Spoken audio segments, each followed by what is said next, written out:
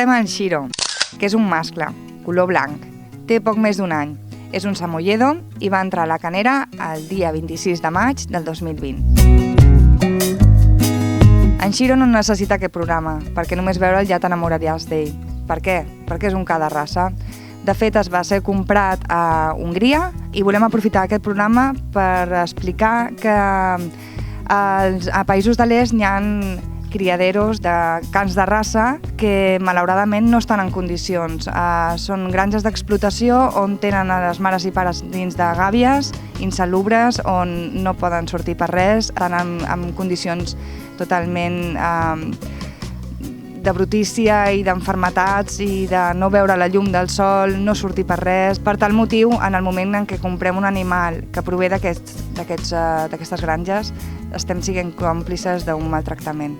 Per tal motiu us demanem que no compreu i que adopteu. Aquí a Menorca hi ha cans preciosos i a més, que s'adapten millor en aquest clima. Un samoyedo no està fet per estar a Menorca amb la calor i la humitat que tenim.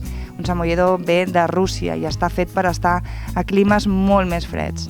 Cal tenir en compte que aquestes granges d'explotació moltes vegades falsifiquen l'edat dels guissons. Per què? Doncs perquè puguin viatjar molt abans i així no els tinguin que mantenir ells i fan un trajecte molt llarg des dels països d'origen, que solen ser Hongria, Romania, Bulgària, i fan el trajecte directament en camions, moltíssims de cans allà posats en el tràiler. Fan el viatge sense cap tipus d'aturada, de pausa per veure si estan tots bé, d'hidratar-los o fer net on estan. Molts arriben morts i molts arriben amb enfermetats. És a dir, sabem de gent que potser ha pagat per un samoyedo 800 euros i que quan li ha arribat al cap potser ha tingut que datos de la perrera i han tingut que pagar moltíssims de doblers, a part del disgust i l'angoixa de tenir un animal que no està bé de salut i que potser no sobreviu. Per tal motiu demanem que, per favor, no compris i adoptis. Ilan, tu què opines de les granges d'explotació? Jo crec que aquestes granges d'explotació són molt lletges. Són molt lletges i el que encara és més lleig és comprar